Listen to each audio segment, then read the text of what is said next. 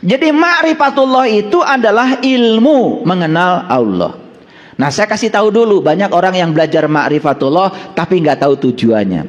Tujuan belajar ma'rifatullah atau tujuan belajar ilmu mengenal Allah adalah tahalluq bi ahlakillah. Supaya kita berakhlak seperti akhlaknya Allah. Nah, apa dasarnya? Nanti saya tunjukkan ayatnya.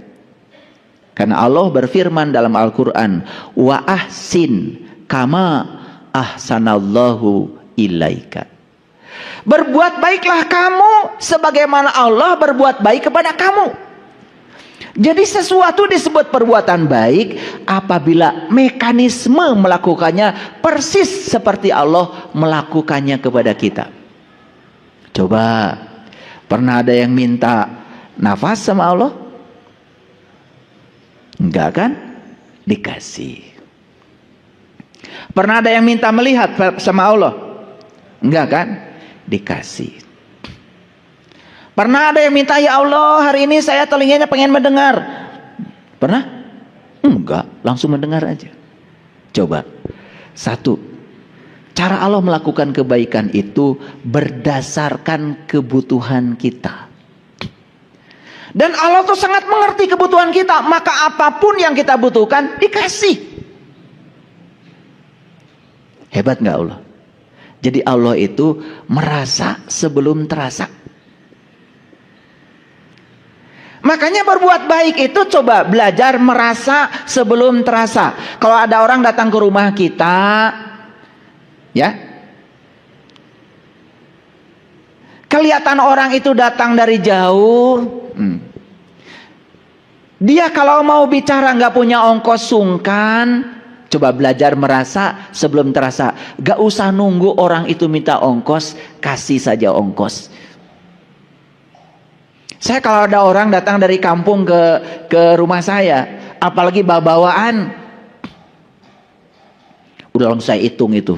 Ongkos dari kampung ke sini berapa, pulangnya berapa, mampir di jalan berapa, sampai pipisnya 2.000 di mana saya hitung itu. Tambah oleh-oleh, udah saya kasih. Nah, Allah itu memberi kepada kita tuh begitu. Kita mah orang sudah minta-minta sama kita pun luar biasa. Sampai air mata bercucuran, masih juga bertahan. Merasa itu milik kita. Ngerti gak maksud saya? Ini saya mau bikin kalian semua yang hadir di ruangan ini sakti setelah ini. Gak usah baca itu, baca ini, gak usah. Tapi gunakan akal pikiran kita yang sehat. Sakti langsung. Oleh karena itu saya kasih tahu, kalau ingin banyak uang, jangan minta sama Allah. Allah itu tidak pernah ngurusi uang, bahkan tidak mencetak uang. Yang ngurusi uang itu peruri, dan uang sudah disalurkan pada orang-orang yang rajin mencarinya. Cari orang yang saldo rekeningnya banyak, baik-baiklah sama mereka. Betul nggak? Gitu aja. Bermitra dengan mereka, berbisnis dengan mereka, gitu, ya kan? Iya. Tadi pagi saya sudah pindah uang saya 30 juta. Sama tukang gordeng. Iya. Dia punya gordeng, punya keahlian bikin gordeng. Saya butuh gordeng. Pindah itu. Dari rekening saya tadi pagi 30 juta itu ke tukang gordeng. Luar biasa tuh tukang gordeng. Sakti dia.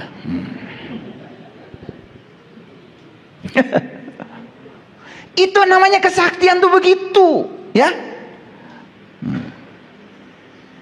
Jadi tujuan ma'rifat itu adalah tahalluq bi ahlakillah, atau berakhlak seperti akhlaknya Allah. Allah itu ngasih kebaikan kepada kita, tidak menunggu kita jadi orang baik. Sekalipun kita melakukan kejahatan, Allah hanya mengajarkan dan menegur kita bahwa ketika kamu melakukan kejahatan, kata Allah, aku tidak terganggu loh dengan kejahatanmu. Tapi yang jelas kejahatanmu hanya merugikan dirimu sendiri. Begitu kata Allah. Kita ini kan suka terganggu dengan orang. Betul nggak? Ketika orang lain tidak melakukan sesuatu yang kita mau, sangat terganggu. Padahal kesalahan kita, kenapa kita mau orang lain melakukan itu? Ketika orang lain tidak melakukan itu, kan kita sakit hati dan terganggu. Padahal sumber utamanya adalah keinginan kita pada orang, bukan? Coba terima semua orang apa adanya, walaupun dia tidak melakukan yang kita mau. Kan gak ada tuntutan apa-apa. Tenang gak? Tenang, sakti itu kalian.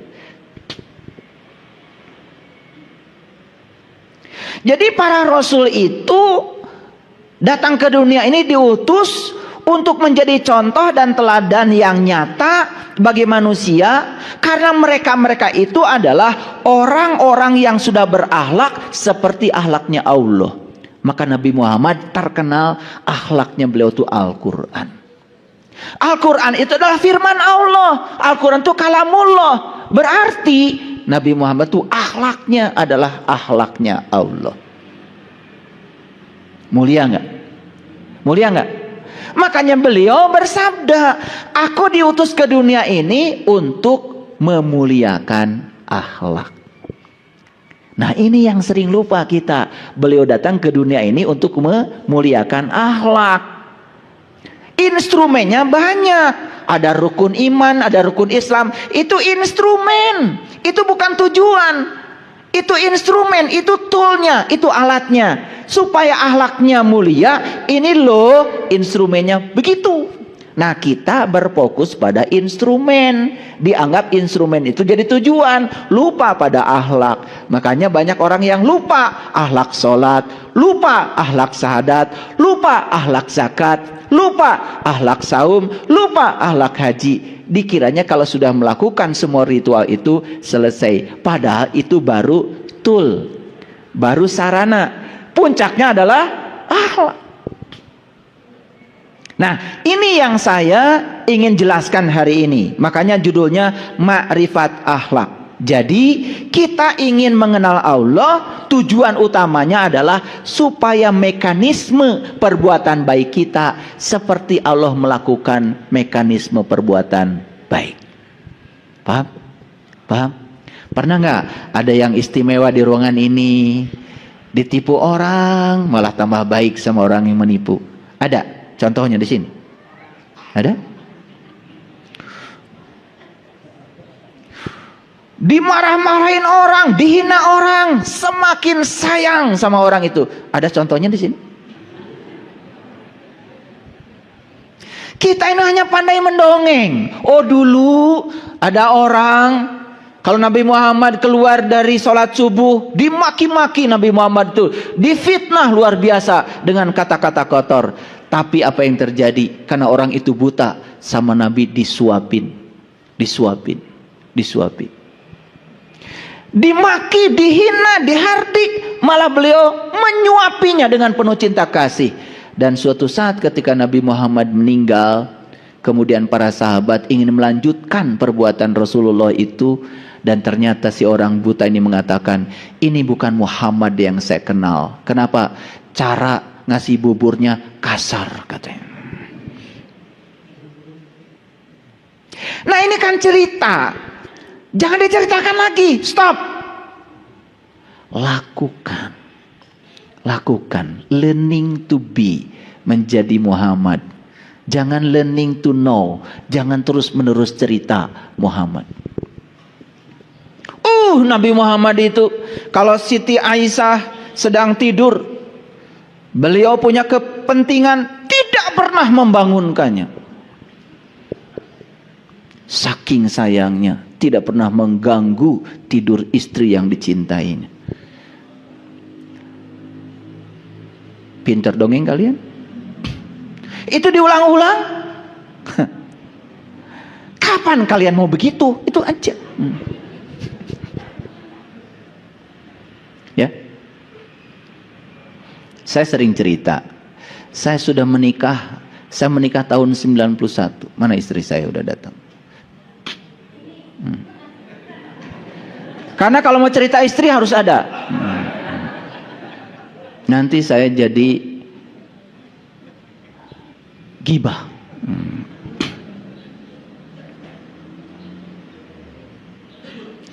Saya tidak pernah menyuruh sama istri saya. Saya mau pergi keluar kota, saya bereskan sendiri. Kan tangan saya sehat.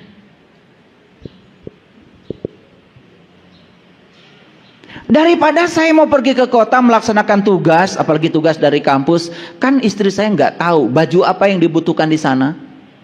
Betul nggak? Acara apa yang ada di sana. Daripada saya kemudian dibekali baju yang salah. Kan repot, saya di sana harus beli baju lagi. Di sana saya mau seminar, baju saya jas, ya saya yang tahu. Istri saya kan nggak tahu. Gimana kalau dibekelin celana training? Betul nggak? Suruh olahraga terus di sana malah. Tetapi kalau istri saya mau menolong saya, berarti dia sebetulnya ingin berbuat baik untuk dirinya sendiri.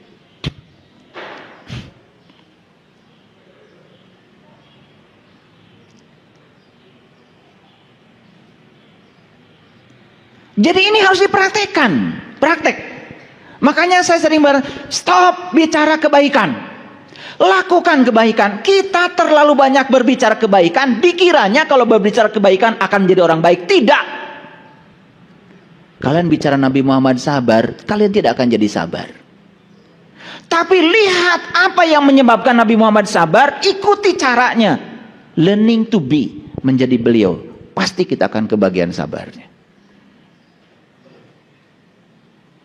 Jadi para rasul, para nabi, para sunan, para wali itu adalah contoh teladan nyata manusia yang sudah berakhlak seperti akhlaknya Allah. Maka beliau-beliau itu tidak pernah melawan kejahatan dengan kejahatan, tidak melawan kegelapan dengan kegelapan. Beliau-beliau itu melawan kejahatan dengan cinta kasih, melawan kegelapan dengan cahaya. Itulah pentingnya saya jelaskan ini. Baik, kita mulai baca Quran. Yuk kita baca. Wabtagi fima atakallahu darul akhirah wala tansa nasibaka minad dunya wa ahsin kama ahsanallahu ilaika. Ini ayat yang saya bacakan tadi. Nah, kalau tadi belum saya sebut nomor ayatnya supaya percaya, saya kasih tahu. Ini Quran surat Al-Qasas surat ke-28 ayat 77. Wabtagi fima, dan carilah pada apa? Fima, dan carilah pada apa? Atakallahu, yang dianugerahkan Allah kepadamu, darul akhirah, negeri akhirat. Jadi ternyata negeri akhirat itu harus dicari pada apa yang dianugerahkan Allah padamu.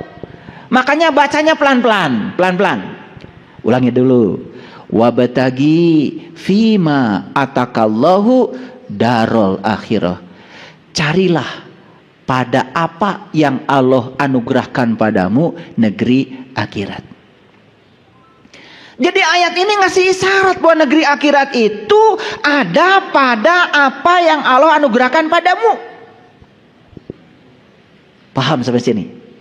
Ini supaya clear. Allah itu nyuruh nyarinya di mana? Apakah Allah nyuruh nyari ke tempat lain? Ke tetangga? Ke negeri yang jauh? Enggak. Allah cuma bilang, carilah pada apa yang Allah anugerahkan padamu, negeri akhirat. Ini alamat dari Allah. Ternyata negeri akhirat itu ada pada apa yang Allah anugerahkan padamu. Sekarang kita dianugerahi apa sama Allah? Karena di situ katanya akhirat diletakkan menurut Quran, bukan menurut saya ya. Dikasih apa sama Allah? Dikasih hidup. Ada akhirat di situ? Ada, pasti Allah nggak mungkin salah. Dikasih tubuh, betul nggak? Betul? Dikasih pasangan hidup, dikasih anak-anak, dikasih cucu, dikasih tetangga, dikasih usaha, dikasih uang, dikasih masalah, dihadirkan orang yang senang sama kita, dihadirkan orang yang tidak senang pada kita. Di situ kata Allah, akhirat itu adanya. Menurut Quran. Saya ulangi lagi. Wabatagi fima atakallahu darul akhirah. Carilah pada apa yang Allah anugerahkan padamu negeri akhirat. Kalau begitu, di penderitaan yang sedang kita lalui ada akhirat. Di kebahagiaan yang sedang kita jalani ada akhirat. Di tubuh yang sehat ini ada akhirat. Di tubuh yang sakit ada akhirat. Sekarang, yuk kita sadari apa yang Allah anugerahkan pada kita hari ini. Di situ akhirat adanya. Jadi kalau ingin mendapatkan akhirat, sederhana. Terima semua apa yang Allah anugerahkan padamu. Tangkap pesan yang dibaliknya. Oke? Selama ini masih memilih? Memilih? Di suami yang gak sabar marah-marah ada akhirat?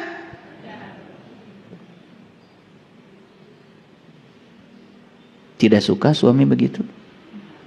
Berarti gak akan bisa pulang ke akhirat kalau belum bisa menerima dia apa adanya. Karena akhirat ada di situ. Jadi akhirat itu bahasa Arab artinya adalah titik akhir, terminal terakhir. Yuk, jawab pertanyaan saya. Kita berasal dari siapa? Kita berasal dari mana? Kita berasal dari Allah. Berarti terminal awal kita siapa? Allah. Ulangi, belum kompak. Kita semua berasal dari mana? Berarti terminal awal kita siapa? Allah. Kita semua akan pulang kemana? Berarti terminal akhir kita Allah. Jadi terminal awal Allah, terminal akhir Allah. Kalau begitu, akhirat itu terminal terakhir. Kalau begitu terminal terakhir kita siapa? Allah. Bukan surga, bukan neraka. Kan innalillah wa inna ilaihi rajiun. Asal dari Allah, kembali ke Allah. Nah, menisara ribuk teuing nguruskeun surga. Kan kita asal dari Allah, kembalinya ke Allah. Berarti terminal terakhir kita Allah. Jadi sebetulnya secara hakikat, akhirat itu hakikatnya adalah Allah. Pertanyaan saya, adakah di semesta ini satu peristiwa pun terjadi tanpa kehadirannya? Gak ada. Jadi kalau semua peristiwa itu hadir di semesta tanpa, tidak mungkin tanpa kehadirannya. Kan tugas kita cuma satu. Jangan terjebak benar salah, baik buruk. Karena benar salah, baik buruk itu dari pikiran kita. Pikiran saat menilai tergantung seberapa luas pengetahuan kita, seberapa sadar kesadaran kita. Sehingga kata si A ini benar, kata si B ini salah. Benar salah itu relatif. Tetapi semua peristiwa yang sudah terjadi sebagai realitas itu adalah kebenaran. Jadi kalau kita sadar semua realitas adalah kebenaran, tugas kita cuma satu. Ya Allah, ajarkan kepadaku pesan apa yang hendak Engkau sampaikan lewat peristiwa ini, baik yang disukai maupun yang tidak disukai. Kita akan bisa menangkap pesannya. Keren nggak? Kalau gitu, ketemu nggak akhirat di situ? Ketemu Allah nggak di situ? Jadi pertemuan dengan Allah itu dimensinya sangat luas. Allah yang tak terbatas bukanlah suatu titik. Jadi kalau ada orang mengatakan saya sudah sampai kepada Allah, itu kesombongan saja. Oleh karena itu siapapun orangnya, semua sedang OTW. Oh, tunggu one way.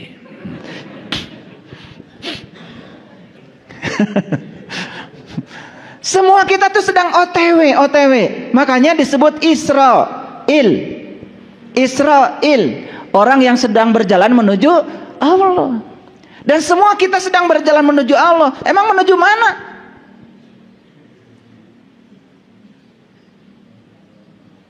Betul?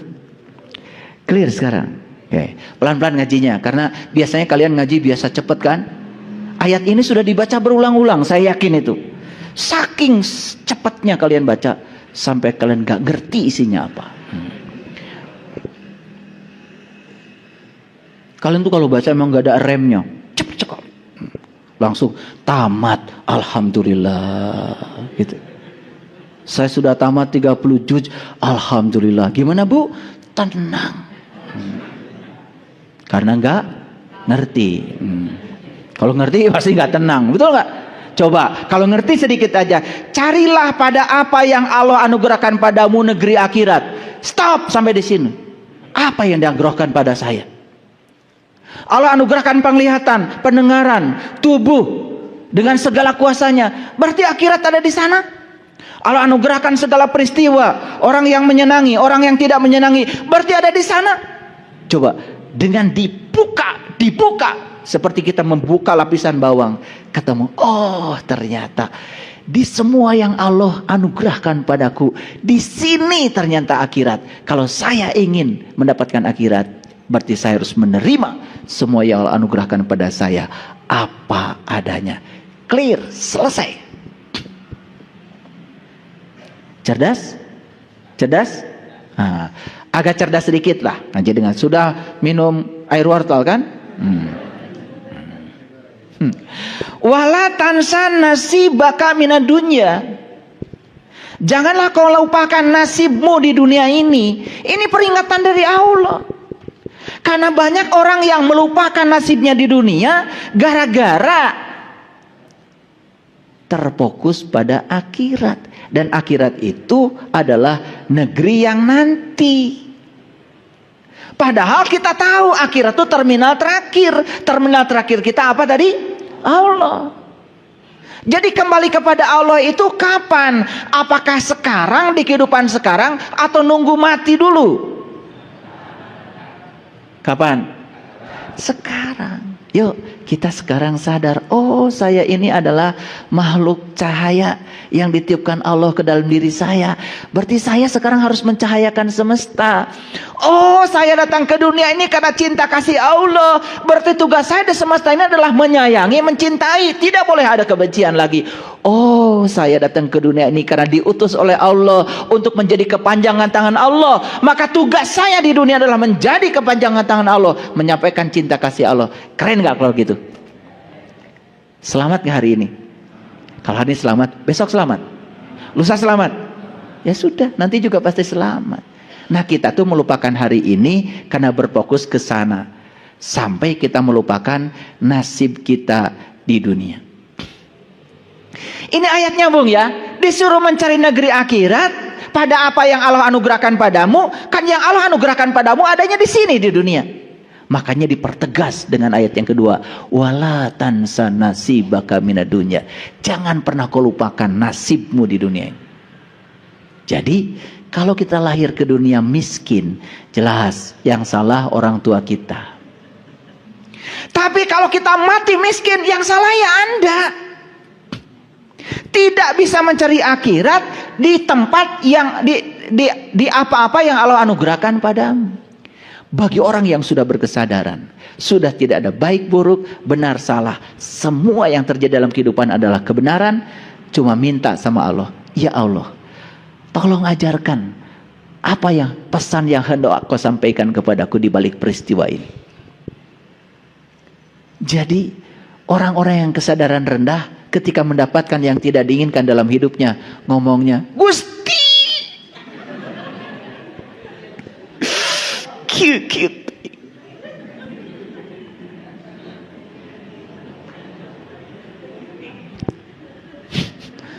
Kari tuai maraneh mah.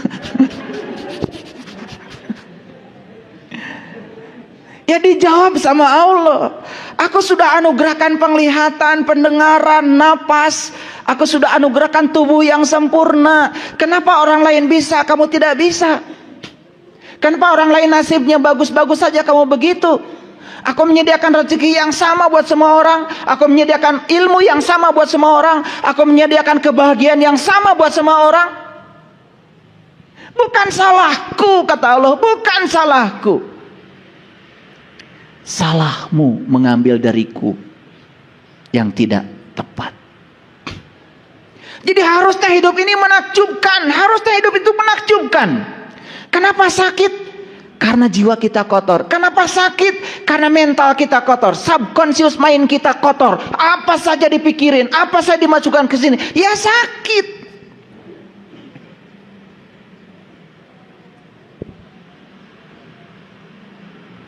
Ngerti ini saya ngomong dari tadi? Sudah dikeraskan suara saya. Saya nggak, gaya saya mau begini, nggak bisa di itu. Kalau dari dorongan dari dalam harus bicara tegas, ya saya ngomongnya tegas. Karena itu udah bukan maunya saya. Syaratnya apa kata Allah? Wa ahsin kama ahsanallahu. Berbuatlah kamu sebagaimana Allah berbuat baik kepada kamu. Lihat cara Allah berbuat baik kepada kita. Lihat. Tanpa keinginan, tanpa muatan, tidak bergantung baik buruknya kita. Tetap saja Dia menemani kita, berada bersama kita dimanapun kita berada. Seperti itu Allah. Makanya Allah itu ya seperti itu. Nah, kenapa Allah seperti itu? Karena Dia Maha. Maha itu makanya tidak pernah terganggu. Jadi kalau ada orang mengatakan, awas ya, kamu jangan berbuat durhaka kepada Allah, karena nanti kamu diazab sama Allah. Tersinggungan dong Allah.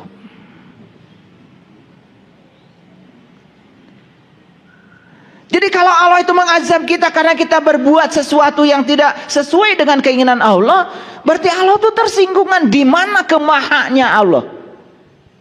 Awas, memahaminya tipis, tetapi kita bisa celaka. Karena Dia maha, maka kemahanya itu maha perkasa, maha kuasa, maha suci, maha rahman, maha pengasih, maha penyayang. Allah tidak terganggu. Semua manusia di dunia ini durhaka, Allah tidak akan berkurang kesuciannya karena Dia maha. Jadi ketika kita menyimpang dari jalan Allah, kita akan diajarkan, ini loh akibat kau menyimpang dari jalan Allah, jiwamu tersiksa, pikiranmu merana. Betul nggak? Dengan tetangga konflik, dengan istri konflik, dengan anak konflik, ya, penyakit banyak, duit gak punya. Itu loh akibatnya, gitu kata Allah. Jadi Allah tuh cuma mengajarkan, kalau kamu memilih ini loh akibatnya. Kalau kamu memilih ini loh. Allah itu tidak pernah dendam, hanya mengajarkan kepada kita supaya tambah baik. Itu saja.